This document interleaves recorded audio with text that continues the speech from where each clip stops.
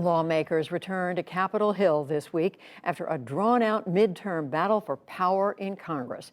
Democrats have retained control of the upper chamber, but a Georgia runoff will determine if they gain a seat or return to the split-down-the-middle 50-50 Senate. The balance of power in the lower chamber is pending, as several House races are still being counted. The election outcomes and the lack of final results have put several key leadership issues in flux for Republicans. Lisa Desjardins has more on all of this. Hello to you, Lisa. You are at the Capitol, it appears. I know you're glad to be there, so let's talk about the House balance of power. We don't have all the results in. Where do things stand? What are you watching?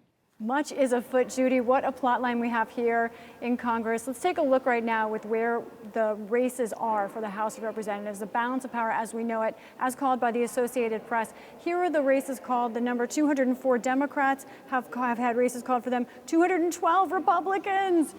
As we've been repeating, Kevin McCarthy and his Republicans need 218 votes. They do not have that yet in this chamber. And let's look at some of these races that are still close. For example, California's 13th congressional district. We've been talking about this. There you have John Duarte, the pistachio and almond farmer. He is ahead of Adam Gray, whose family is in the dairy business, by just 84 votes. Can you believe that? 61% of the expected vote in. This is a race where I think Democrats could come back and take this seat, or it could be Republicans. Who knows? The count in California takes a long time, and we don't know when we'll have the results of that. But let me give folks a summary of where we are overall. In the race for the House of Representatives, we now have 19 uncalled races left across the entire country. Now, those 19 are nearly split between Republicans and Democrats, with Republicans have just one more, 10 seats of those 9 that they're leading in. But overall, we're waiting mostly for the West. California has the largest number of seats still, and Arizona also has 2 seats left. Meanwhile, Judy, I just came from House Republicans meeting. They are holding speeches tonight to determine who their leaders will be in the next session. And of course, Kevin McCarthy has spoken, says he wants to be Speaker. No one stood to challenge him, but it is something that I think we're going to be talking about. So, as you say, you just came from that meeting. What do these numbers mean for Republicans right now? Kevin McCarthy does not have the 218 votes to be Speaker right now, but it does appear he has a majority of the support from his conference. There he is, and he did not speak to reporters as he went in, smiled simply. You know, it's something he wanted that no one spoke against him tonight. However, we are tracking some who may oppose him. Representative Andy Biggs of Arizona is someone from the Freedom Caucus who has said he may challenge, or we understand may challenge, Speaker McCarthy. And let's talk about it. If the Republicans have just a slight 4-seat majority, that means Kevin McCarthy needs every Republican to vote for him except for 4 or 5. So let's talk about some who have already indicated openly that they're not on board with Kevin McCarthy yet. That includes Republicans like Matt Gaetz, also in that group, Chip Roy, also in that group, Thomas Massie, who I spoke with tonight, would not commit either way.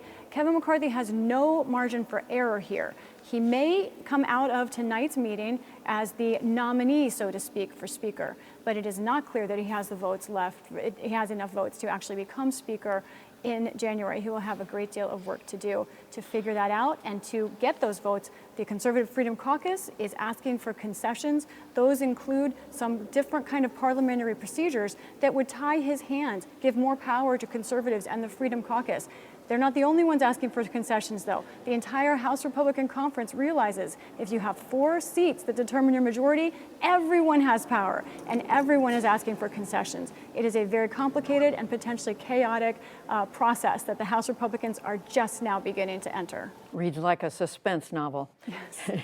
All right, Lisa, so finally, what about the Senate? We know the Democrats did manage to hang on to the majority there, but what is all that, do the numbers there mean for what they're going to be able to get done? You know, it really is only just not even 2 days since we know that Senate Democrats would be retaining their majority, but already the Senate Majority Leader, Chuck Schumer, is making some moves. He has announced that this week the Senate will be holding a vote on legislation to codify same-sex marriage in some ways. Essentially, that legislation, which is bipartisan, would mean that any same-sex marriage certified by one state would be recognized by all states. That is something that we know some moderate Republicans are on board. We don't know how many, but that vote will come this week. And I think it's not an accident, Judy, that is after Senate Democrats got this majority. They're saying we have more to do. We're going to get started now. As for Republicans, Judy, lots of finger pointing there. As you would expect, some unhappy Republicans in the Senate. However, there are a few, including Rick Scott, who ran the Senate Republicans campaign, pointing fingers at their leader, Mitch McConnell, and saying we need to delay our leadership elections. We're not sure that we think McConnell is the person to do it. But I want to report that they are in the minority. Mitch McConnell is going ahead with elections on Wednesday, and right now I have no reason to doubt that he will continue to be the Republican leader in the Senate. So a lot of suspense in the Senate, too. Drama. Lisa Desjardins watching it all very closely. Thank you, Lisa. You're welcome.